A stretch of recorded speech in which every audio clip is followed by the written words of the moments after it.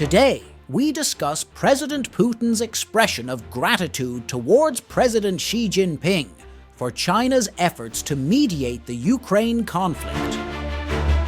During their Beijing summit, Xi emphasized China's desire for European peace and stability, and affirmed China's commitment to playing a constructive role in the resolution process.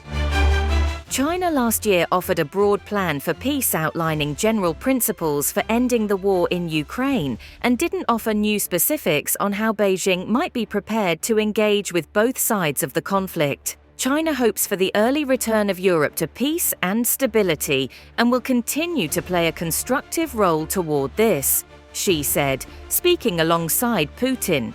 Putin said he will inform the Chinese leader in detail about the situation in Ukraine and said, "We are grateful for the initiative of our Chinese colleagues and friends to regulate the situation."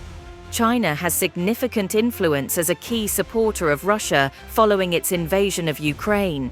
It continues to supply Russia with key components that Moscow needs for its productions of weapons, and its purchase of Russian oil and gas has helped boost the Russian economy. Before their remarks, the two leaders signed a joint statement on deepening the comprehensive strategic partnership between their two nations after their initial meeting. Xi said China and Russia will continue to uphold a position of non-alliance and non-confrontation. Putin was greeted by Xi with full military honors at the Great Hall of the People, the massive seat of the ceremonial legislature sitting aside Tiananmen Square in the heart of the capital Beijing. In their following meeting, Xi congratulated Putin on his election to a fifth term in office and celebrated the 75th anniversary of diplomatic relations forged between the former Soviet Union and the People's Republic of China after it swept to power in a civil war in 1949. Putin faced no credible opposition in the presidential race and, like Xi, has not laid out any plans for any potential successors. Xi said the two countries were furthering their relationship as good neighbors, good friends, good partners, according to state broadcaster CCTV, echoing their commitment to the no-limits relationship they signed in 2022, just before Russia launched its full-scale invasion of Ukraine. Since then, Russia has become increasingly economically dependent on China as Western sanctions cut its access to much of the international trading system. Russian state news agency RIA Novosti quoted Putin as saying that Russia-China relations are not directed against anyone. Our cooperation in world affairs today is one of the main stabilizing factors in the international arena.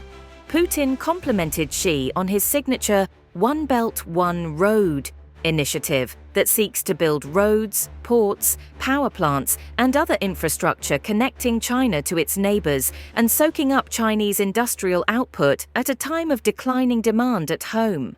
Our cooperation in world affairs today is one of the main stabilizing factors in the international arena, Putin was quoted as saying. The report made no mention of the war in Ukraine that has killed tens of thousands with no resolution on the horizon. On the eve of the visit, Putin said in an interview with Chinese media that the Kremlin is prepared to negotiate over the conflict in Ukraine.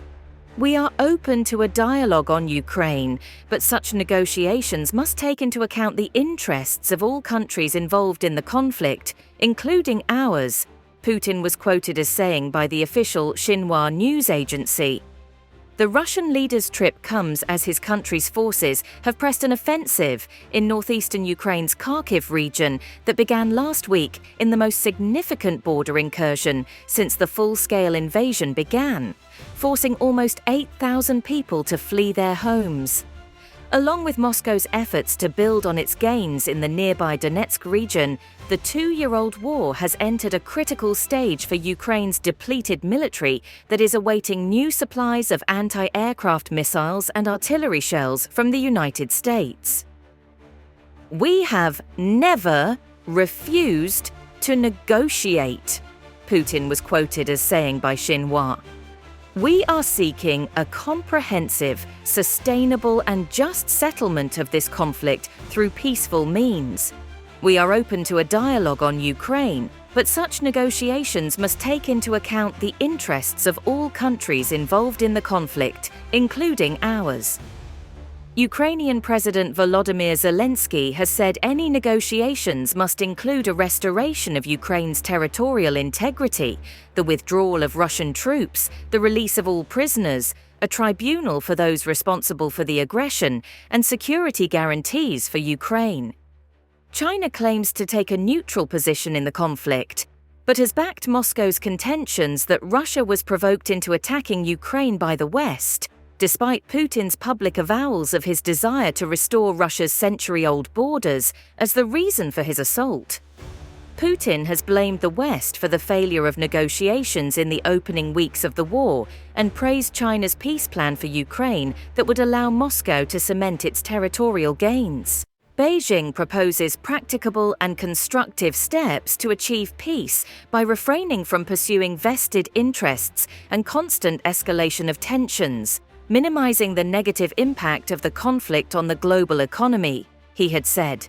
Putin said a Chinese proposal in 2023, which Ukraine and the West rejected, could lay the groundwork for a political and diplomatic process that would take into account Russia's security concerns and contribute to achieving a long-term and sustainable peace. The Kremlin said in a statement that during their talks this week, Putin and Chinese leader Xi Jinping will have a detailed discussion on the entire range of issues related to the comprehensive partnership and strategic cooperation and determine the new directions for further development of cooperation between Russia and China, and also have a detailed exchange of opinions on the most acute international and regional issues. Speaking Tuesday in the upper house of Russian parliament, Foreign Minister Sergei Lavrov said Moscow and Beijing are objectively interested in maintaining our lead in efforts to establish a more fair and democratic world order. Russia and China aren't alone in their efforts to reform an international system and help establish a multipolar global order, he said.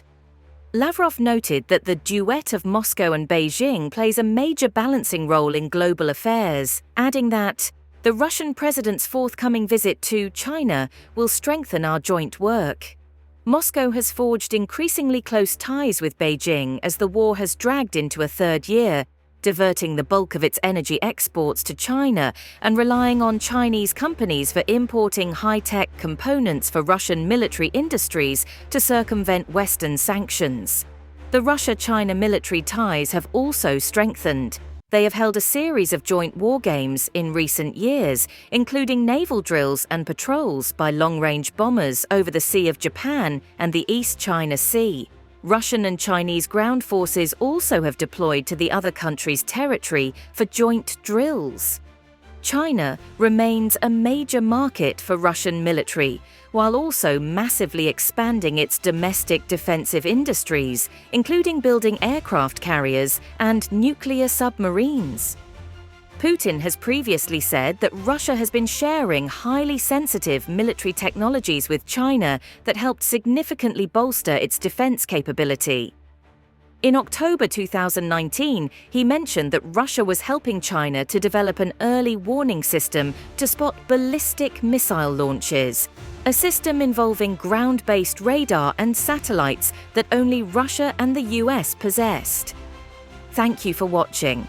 Please subscribe to our channel and don't forget to hit the notification bell to stay updated on our latest releases. See you in the next video.